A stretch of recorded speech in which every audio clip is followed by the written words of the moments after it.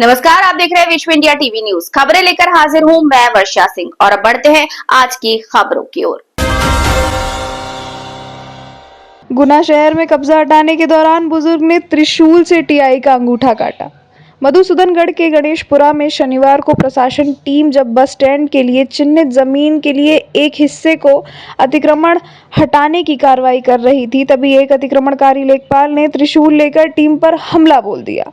वह काफी देर तक त्रिशूल लेकर घूमता रहा। इस दौरान कई अधिकारी कर्मचारी भागते हुए नजर आए। जामनेर थाना प्रभारी सुरेश सिंह कुशवाहा ने 57 अतिक्रमणकारियों को पकड़ना चाहा तो उसने हमला कर दिया। इस प्रयास में उनकी हथेली के साथ हाथ का अंगूठा बुरी तरीके से कट गया। पुलिस ने आरोपी लेखपाल को गिरफ्तार कर लिया है। इंदौर में 2 और कोरोना पॉजिटिव, 2 दिन में 4 केस। इंदौर शहर में शनिवार को भी कोरोना के 2 नए मामले सामने आए। सूरत की 7 वर्षीय बच्ची और उज्जैन की 47 वर्षीय महिला की रिपोर्ट पॉजिटिव आई है। दोनों सामान्य सर्दी जुकाम के इलाज के लिए आई थी, लेकिन निजी लैब में जांच के दौरान संक्रमण की पुष्टि की हुई। इसीलिए इन्हें इंदौर की सरकारी सूची में शामिल नहीं किया जाएगा। उज्जैन की महिला को अस्पताल में भर्ती किया गया और दोनों के सैंपल भोपाल भेजे गए हैं, जहां जीनोम सीक्वेंस के जरिए वेरिएंट की पहचान की जाएगी। इसी उपलक्ष्य में रविवार को नगर निगम सभापति श्रीमती कलावती यादव और कलेक्टर श्री रोशन कुमार सिंह के द्वारा शिप्रा तीर्थ परिक्रमा यात्रा का निरीक्षण किया गया। इस दौरान नरेश शर्मा, अनोखीलाल शर्मा, नगर निगम आयुक्त आशीष पाठक और संबंधित विभागों के अधिकारीगण मौजूद रहे। सर्वप्रथम कार्यक्रम के लिए निर्धारित किए गए पूजा स्थल का निरीक्षण किया गया। कलेक्टर श्री सिंह के द्वारा आवश्यकता अनुसार विभिन्न स्थानों पर अतिरिक्त प्रकाश की व्यवस्था करवाए जाने के निर्देश दिए। साथ ही घाटों की साफ सफाई करवाए जाने, विभिन्न स्थानों पर रंग रोगन किए जाने के भी निर्देश दिए गए। इसके पश्चात नरसिंह घाट, लालपुर घाट और गौघाट का निरीक्षण किया गया। कलेक्टर श्री सिंह ने पीएचई को यात्रियों के लिए पानी की पर्याप्त व्यवस्था करने के निर्देश दिए। साथ ही अगले 2 दिनों में सभी घाटों की साफ सफाई का कार्य पूरा करने के लिए कहा गया। 4 जून को शिप्रा परिक्रमा यात्रा जो है वो शुरू होगी और माननीय मुख्यमंत्री जी भी उसमें शामिल होंगे और उसके तहत आज पूरे मार्ग का भ्रमण किया जा रहा है, पूरे प्रशासन के साथ, माननीय जनप्रतिनिधियों के साथ, और जो भी व्यवस्थाएं हैं उनको देखा जा रहा है कि अभी क्या स्थिति है और हमें और क्या करने की ज़रूरत है। आपकी जानकारी के लिए बता दूं कि 4 तारीख को सुबह 8 बजे रामघाट पर विधिवत पूजन होगा और पूजन के बाद इस यात्रा का प्रारंभ होगा। इसमें बड़ी संख्या में श्रद्धालुओं के शामिल होने का अंदाजा है और उसके बाद जगह जगह पे बीच में पड़ाव होंगे, वहाँ पे आमजनों के द्वारा जलपान और प्रसादी की व्यवस्था होगी। बीच बीच में लोग स्वागत करेंगे।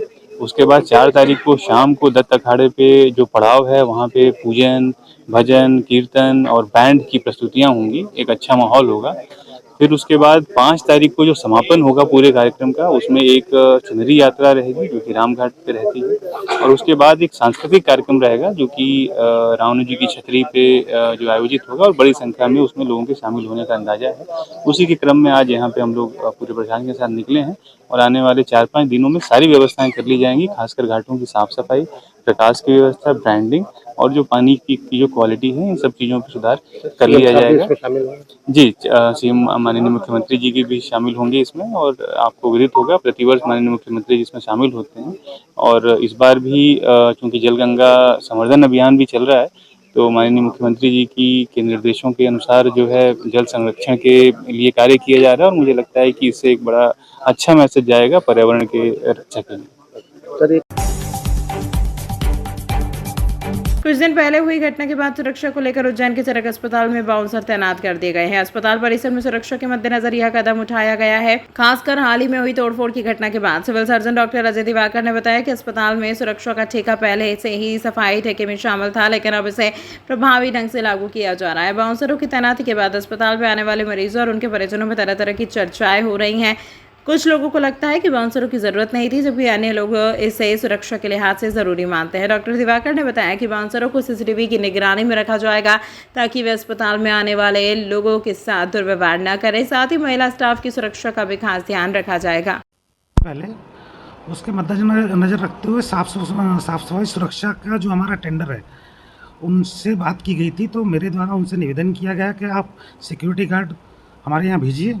तो उनके द्वारा उनको जो पुराने सिक्योरिटी गार्ड थे उनको चेंज करके उनने यहाँ भेजे और एसपी साहब से भी चर्चा हुई है मेरी, उनके द्वारा भी रात में 1-4 का गार्ड यहाँ भेजा गया है और अभी सुरक्षा बिल्कुल कंट्रोल में है सर अभी एक कमरा भी आपके द्वारा मुहैया कराया गया है पुलिस के लिए, उसके लिए बताएं। जी हाँ, एक कमरा हमारे द्वारा अस्पताल परिसर में ही पुलिस को एक 4 के गार्ड के लिए मुहैया कराया गया है, जिसमें 24/7 पुलिस वाले मौजूद रहेंगे। सर हाल ही में जो मारपीट हुई थी उसमें अब तक जहाँ तक मुझे सूचना प्राप्त हुई है कि अभी तक कोतवाली थाना टीआई ने 2 आरोपियों को शायद गिरफ्तार किया है और की तलाश जारी है, ऐसा मुझे सूचना प्राप्त हुई है। नर्सें हम लोग मीटिंग लेंगे और वो ये चाह रहे हैं कि एक बार सख्त से सख्त कार्रवाई हो।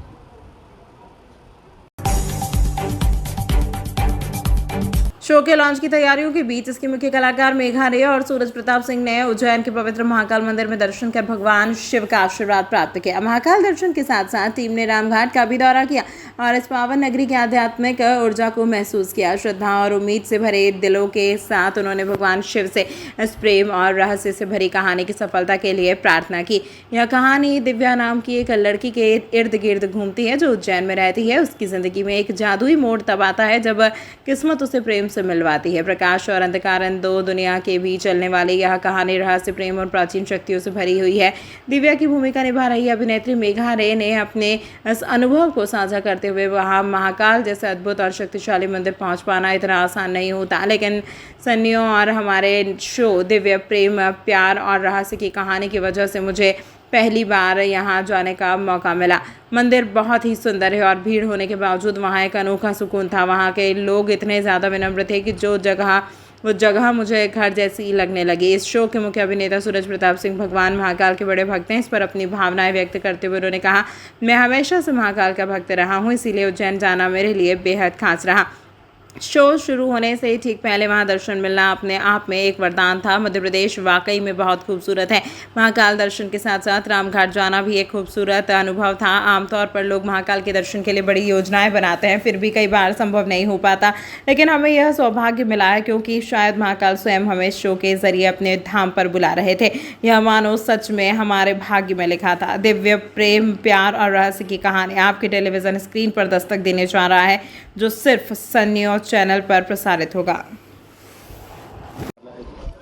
तो हमारे सीरियल का नाम है दिव्य प्रेम, प्यार और रहस्य की कहानी और हमारा शो आने वाला है सन नियो पर।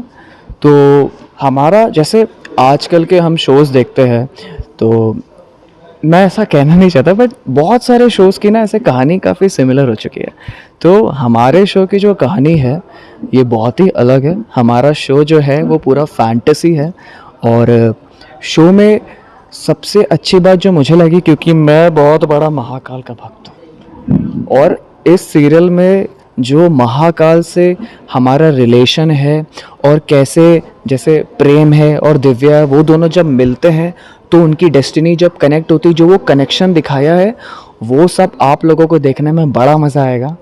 और दर्शन के बारे में बताऊं तो मतलब मैं जब ये शो स्टार्ट हो रहा था तो मेरा मन था कि मैं एक बार शो के पहले दर्शन कर लूं, पर बन नहीं पा रहा था। बट आई डोंट नो कैसे हुआ, हमें जब पता चला कि हम यहाँ दर्शन करने आ रहे हैं, मुझे एक्चुअली मेरे रोंगटे खड़े हो गए। और जब मैं आया, मैं मतलब होता है ना कि आप एक जगह जाते हो और आपको वहाँ की वाइब फील होती है, ऐसा लगता है कि यार यहाँ सब कुछ पॉजिटिव है। तो उज्जैन सच में कुछ तो अलग है। आपका नाम बताओ। मेरा नाम है सूरज प्रताप सिंह और मैं प्रेम का कैरेक्टर कर रहा हूँ।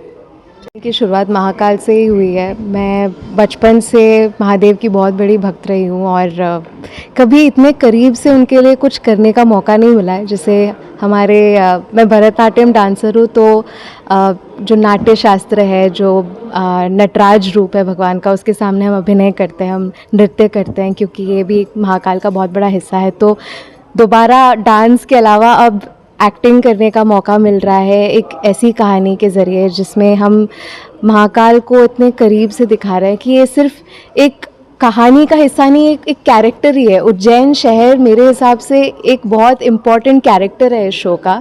ये सिर्फ एक लोकेशन नहीं है और बहुत खुशनसीब मानती हूँ कि ये हमें यहाँ दर्शन करने का मौका मिला। एक अंदर अलग सी शांतता महसूस हो रही है मुझे, और इसी चीज़ को लेकर मैं आगे जाना चाहती हूँ इस शो में। और हमारी जो कहानी है बहुत प्यारी सी भी है इसमें, जैसे कि मैंने कहा प्यार और रहस्य की कहानी है, तो यहाँ बहुत सारा प्रेम है, जो हमारे हीरो का भी नाम प्रेम ही है। और दिव्यता है, मेरा नाम दिव्या है।